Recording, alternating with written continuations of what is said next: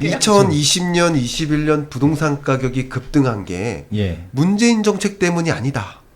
어. 문재인 정책 때문이 아니에요. 예. 저는 이거는 악플을 감안하고 얘기하는 거예요. 아유, 네. 좋습니다.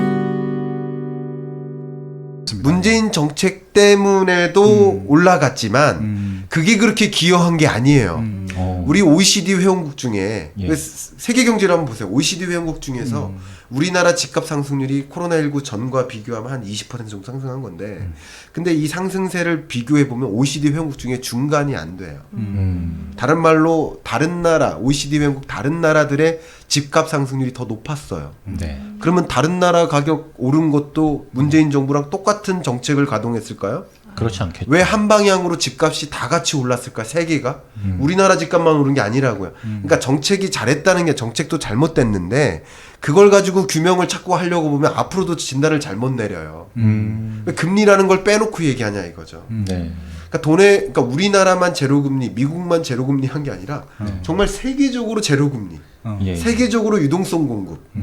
그러면서 폭발적으로 모든 자산 가치가 올라간 거예요. 뉴질랜드가 45% 올랐어요. 와. 그럼 뉴질랜드 부동산 정책 때문에 45% 오른 거예요? 거기 500만 인구가 안 됩니다. 480만이고요.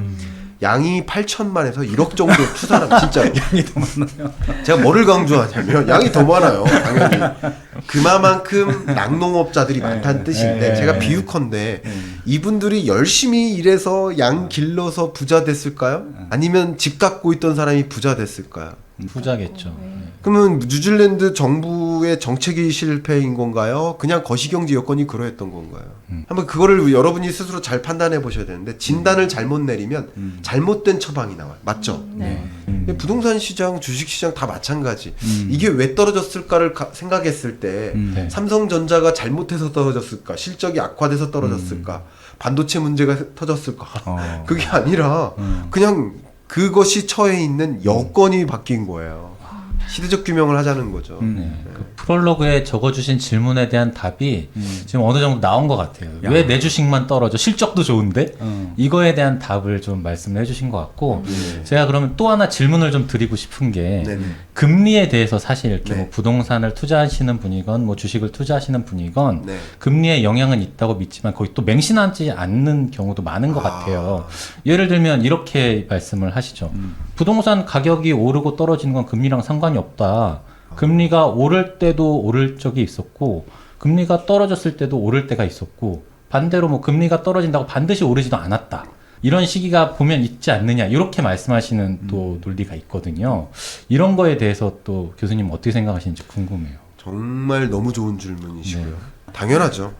제가 앞에 말씀드렸던 것처럼 이 가격 다 가격, 부동산 매매 가격 그리고 환율도 원화와 달러 간의 교환 비율이라는 원화 혹은 달러화의 가격인 거예요. 예, 예. 한국 돈 얼마를 주고 바꿀지에 대한 가격, 국제 유가라는 가격. 우리가 지금 관심 있는 것들이 다 가격이잖아요. 주가도 역시 가격이잖아요. 그렇죠. 그 가격을 결정짓는 변수가 금리 하나만 있는 건 아니에요. 아니죠. 예. 다만 금리가 그만큼 지배적인 영향을 미친다라는 것을 강조하는 거고요. 네. 그리고 그냥 평범할 때 2015년부터 미국이 9번 그냥 정말 베이비 스텝으로 금리 인상할 때 이것도 긴축의 시대거든요. 예, 예. 근데 이때랑 지금이 같은 방향이 아니에요. 그때 주가도 오르고 부동산 가격도 오랐어요. 근데 지금 22년 하반기를 규명해 보면 그 금리 인상 행보의 정도가 그러니까 여러분 한번 생각해보세요. 2020년에도 그 팬데믹 위기 마이너스 3.1% 세계 경제 성장률 예. 이 마이너스 3.1%는 있었지만 여러분 인생에 그냥 처음 경험한 네. 숫자예요. 네.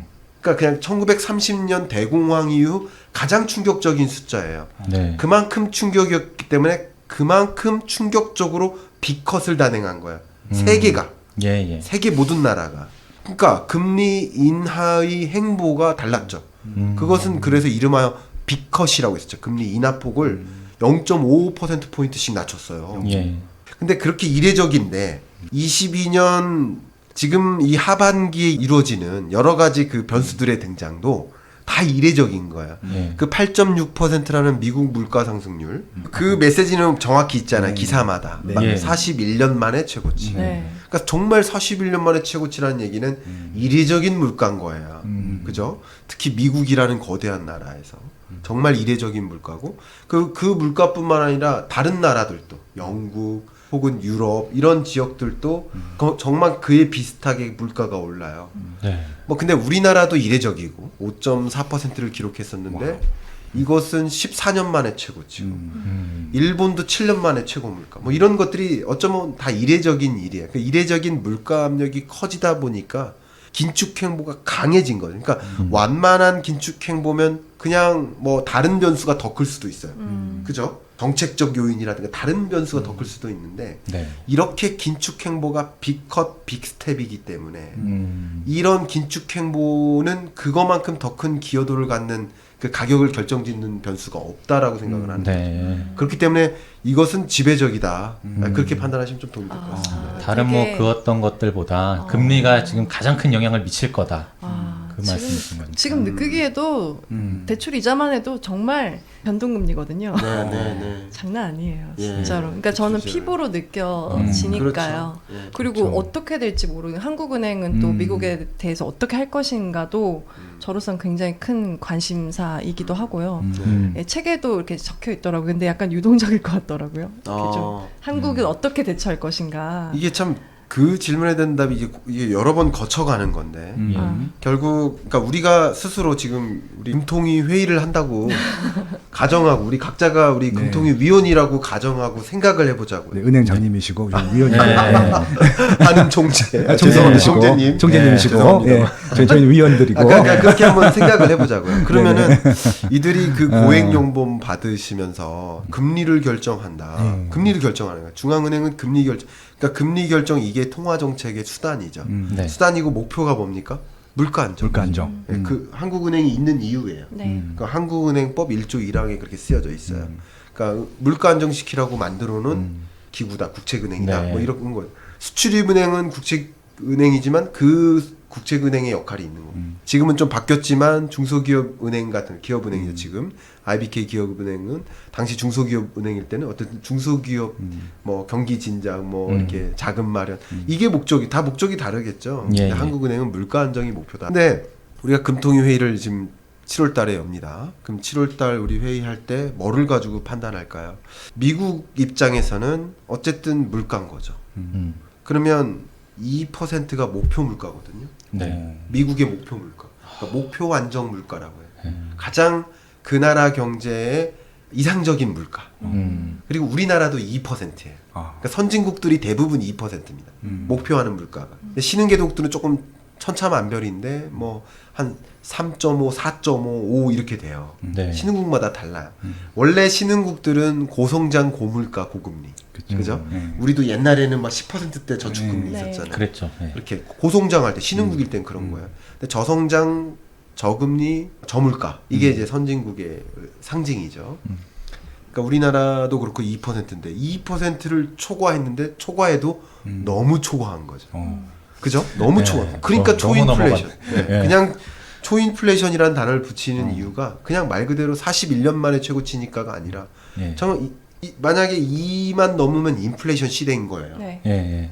근데 그거보다 2배 수준이 높으면 진짜 이제 초인플레이션에 해당되는데 4%만 넘어도 네. 초인플레이션이라고 규명하면 될 것 같은데 그거보다 2배도 높으니까 네. 이거는 정말 초인플레이션 맞아요. 네. 그러니까 그 초인플레이션 현상이 나오니까 페드의 실패 지금 네. 계속 그 얘기가 나옵니다. 페드가 실패했다. 그러니까 그러면 중앙은행이 실패한 거. 중앙은행이 뭐 하고 있느냐 이런 지적을 받겠죠. 그럼 중앙은행은 당연히 물가를 잡기 위해서 금리를 인상하는데 네. 이 자이언트 스텝 행보 요것마저도 28년 만에 있는 일이에요. 자이언트 스텝을 한 거 0.5% 포인트를 올렸던 네, 네. 그런 통화 정책 행보도 28년 만이에요. 야, 이거 정말 그렇게 긴축 행보가 가는 겁니다. 근데 우리나라는 공식이 좀 복잡하죠. 왜냐면 미국은 22년까지는 그래도 경제를 잡은 상태예요. 그러니까 두 마리 토끼의 제 비유를 하는데 경제는 그래도 잡았어요. 네. 경기가 상당히 진작이 됐었거든요. 그래서 금리를 인상하면 경기가 꺼지잖아요. 네. 예, 투자도 위축되고 소비도 위축되고 이렇게 돼. 그러니까 금리를 인상하는 게 쉽지 않은데 경기라는 토끼를 잡았으니까 저기 막 달려가는 저 토끼만 잡으면 돼. 그게 물가예요. 그 토끼 이름이. 그 물가를 잡자고 자이언트 스텝을 한 거예요.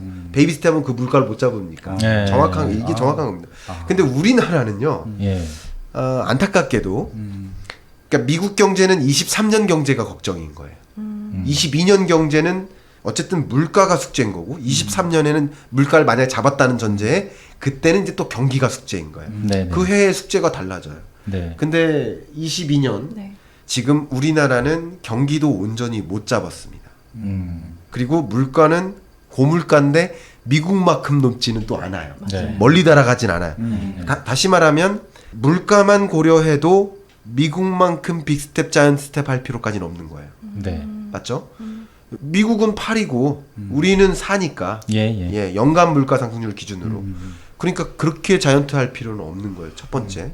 근데 우리나라는 물가를 잡기 위해 빅스텝, 자이언트 스텝을 할 수도 있겠지만 그래 버리면 경기가 꺾이는 거죠. 네. 그게 이제 스태그플레이션이라고 하는 거죠. 예. 이제 물가도 높은데 경기는 침체되는. 이게 진짜 걱정인 거죠. 그러니까 이제 한은에서 우리 회의를 할 때 야 물가 이러니까 해야 돼. 누구는 그래도 물가를 잡아야 돼 하면서 빅스텝 하자 이렇게 할 수도 있지만 야 이랬다가 지금 2%도 지금 채 못 되는데 이 경제 어떡할 거야. 그러니까 이런 얘기를 하면서 이제 회의를 할 거라고 보는 거죠. 연준 의원이 돼서 생각해 본다면. 네. 그러니까 우리는 같은 속도를 유지할 수가 없는 겁니다. 네. 거기부터 또 야기되는 문제들이 있는 거죠. 그리고 또 미국과의 관계 우리 대외 의존도가 높으니까 그런 것까지 또 생각해야 되잖아요. 아, 그러니까 너무 머리가 아플 것 같아요. 그러니까 뭐 가장 많이 이제 걱정하는 것 그게 이제 외국인 자금 유출인 거예요. 그래서 한국과 미국 간에 금리 역전 현상이 있는 거 아니냐 하면서 좀 걱정하시는데 그 너무 걱정하진 않으셨으면 좋겠습니다. 그래요 또. 예, 너무 걱정하진 않았으면 좋겠습니다. 여기 이 금리 그 미국과 한미 금리 그 추이를 보여주는 그래프가 있는데요. 200페이지를 보시면 근데 이제 2쇄에서는 이거마저 업데이트가 됐는데 그러니까 이거는 이제 미국이 자이언트 스텝 하기 전에 일이잖아요. 예. 200페이지 그래프를 보시면 그냥 이 최근 거 말고 앞에 걸 보세요. 미국 금리가 높았을 때가 없었던 게 아니에요. 그래서 2017년 말부터 코로나 팬데믹 오기 전까지 오고 나서도 상당 기간 미국 금리가 더 높았죠. 위에 있었죠. 그러네요. 한국보다. 그러니까 이제 이것을 좀 잊으신 경향이 있는 것 같아요. 이럴 때가 있었는데. 원래 있었고요. 네. 그리고 이때 아무 일이 없었어요. 그죠? 맞아. 아무 일이. 그러니까 이제 제가 여러분께 좀 말씀드리고 싶은 건 이게 이 돈의 이동은 심리 지표, 돈을 이동시키는 건 경제 주체가 하는 거잖아요. 기업이나 가게가. 이동시키는 주체는 심리적으로 이런 걸 읽으면서 움직이는 건데 중요한 그 판단은 금리가 변동할 때 일입니다. 그러니까 금리가 지금 몇 %야. 그리고 미국은 몇 %야. 그러니까 자금 이동 이게 아니라 미국은 올리는데 우리는 스몰하게 올려. 베이비하게 올려. 요거를 그러니까 그 행보 속에서 이게 심리를 움직이는 거죠. 그러니까 미국이 긴축 행보를 막 단행할 때 우리는 그만큼까지는 가져가지 못하니까 그러니까 이제 외국인 자금 유출이 당연히 있죠. 그러니까 지금 주가가 급격히 하락한 것은 외국인 자금 유출 때문이라고 정의 내려도 거의 틀림이 없어요. 그러니까 집을 사고자 하는데 팔고자 하는 사람보다 사고자 하는 사람이 적으면 떨어지는 거잖아요, 보통. 네. 그렇죠. 근데 지금 그런 일이 주식시장에서 일어난 거죠. 그리고 주식시장은 워낙 부동산 시장보다 먼저 움직이는 가장 급변등하는 시장이니까 네. 먼저 반영된 거고 부동산 시장도 하방 압력을 22년 하반기 중에 굉장히 많이 받지 않을까 생각을 하고 있습니다.